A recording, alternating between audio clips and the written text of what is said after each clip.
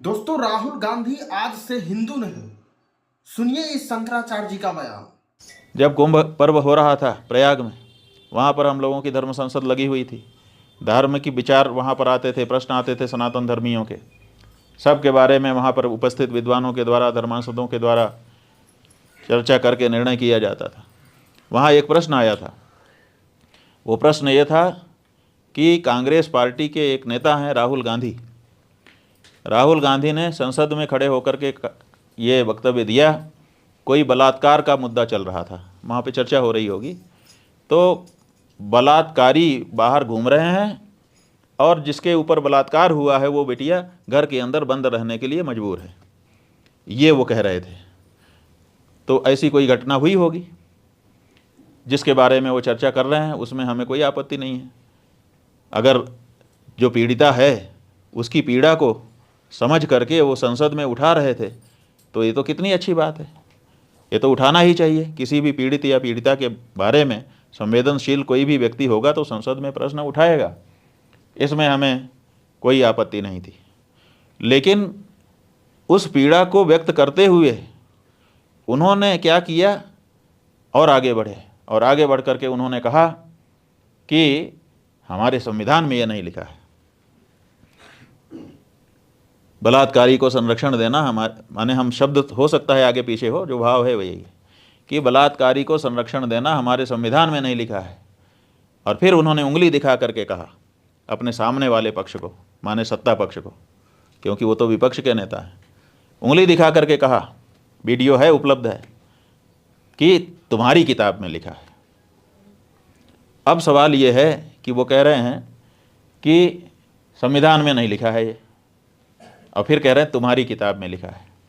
अब प्रश्न हो गया कि वो तुम्हारी किताब कौन सी है। सत्ता पक्ष के ऊपर उंगली दिखा करके वो कह रहे थे कि तुम्हारी किताब में लिखा है। हम लोग सोचने लगे इतना सुन करके कि उनकी कौन सी किताब है जिसमें बलात्कार को संरक्षण लिखा है। लेकिन ज़्यादा देर तक हमको सोचने का अवसर नहीं मिला, क्योंकि उन्होंने खुद साफ कर दिया अगले वाक्य में। फिर उंगली दिखा करके उन्होंने कहा मनुस्मृति में लिखा है। अब सवाल यह है कि मनुस्मृति हम हिंदुओं का धर्म ग्रंथ है। हम मानते हैं और पूरा विश्व मानता है कि इस संसार में सबसे पहला संविधान अगर कोई बना तो वो मनुस्मृति बनी। तो मनुस्मृति तो सबसे पुराना विश्व का संविधान है, और उस संविधान से प्रेरणा लेकर के जाने कितने संविधान रचे गए हैं, और हम तो आज भी उसके अनुसार अपना जीवन चलाते हैं। मनुस्मृति की किसी बात से आप असहमत हो सकते हैं। हो सकता है कि आपको समझ में ना आ रहा हो सकता है परिस्थितियों का बदलाव होने के कारण आपको बात अलग लग रही हो। आप ये कह सकते हैं कि मनुस्मृति की ये बात हमको समझ में नहीं आती है, हम इसको नहीं मान पा रहे हैं, इसमें कोई बाधा नहीं है। लेकिन आप मनुस्मृति को आक्षेप कर रहे हैं कि तुम्हारी किताब में लिखा है, मनुस्मृति में लिखा है। इसका मतलब है कि दो बातें साफ हो गई। एक, उन्होंने ये कहा कि ये तुम्हारी किताब में लिखा है।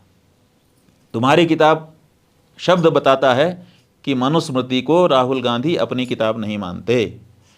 अगर वो हिंदू होते तो मनुस्मृति को अपनी किताब मानते। जो भी हिंदू हैं वो मनुस्मृति को अपनी किताब मानते हैं। केवल मनुस्मृति को ही नहीं, 18 स्मृतियाँ हैं, उन 18 को हम अपनी किताब मानते हैं, और वही धर्मशास्त्र कहलाता है। जो स्मृतियाँ हैं वही हमारा धर्मशास्त्र हैं, और धर्मशास्त्र से ही निर्णय करके हम अपना जीवन आगे बढ़ाते हैं। उसमें मनुस्मृति सबसे प्रमुख है। तो मनुस्मृति हम हिंदुओं का धर्म ग्रंथ है, धर्मशास्त्र है। लेकिन वो कह रहा है खड़ा होकर के संसद में कि तुम्हारी किताब में, माने मेरी किताब नहीं है, वो तुम्हारी किताब है। इसका मतलब है कि वो मनुस्मृति को अपनी किताब नहीं मानता, और जो मनुस्मृति को अपनी किताब नहीं मानता वो हिंदू कैसे हो सकता है। तो उनके हिंदू होने में समस्या है।